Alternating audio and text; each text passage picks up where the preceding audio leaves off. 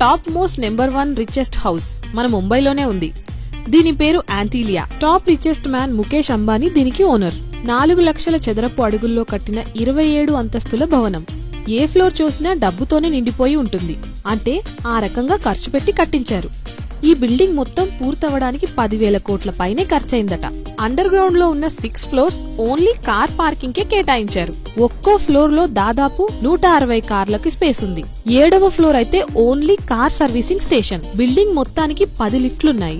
కింద ఫ్లోర్ నుంచి పైకి వెళ్లే కొద్దీ gym, health spa, multi swimming pools, yoga, dance studios, guest suites, salon, ice cream parlour, 50 మంది పట్టే సపరేట్ మూవీ థియేటర్, ఇలా ఎన్నో కళ్ళు చెదిరేలా కనిపిస్తూనే ఉంటాయి. బాంబేలో కాస్త వేడెక్కువైందనుకోండి, ఈ యాంటీలియా రూమ్ వాల్స్ నుంచి మంచు కూడా కురుస్తుంది.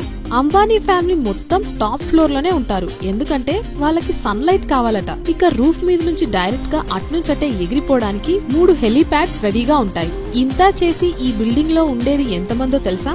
కేవలం 5. ఈ 5 చూసుకోవడానికి మొత్తం 600 మంది పనిచేస్తుంటారు. అంబానీయా మజాకా?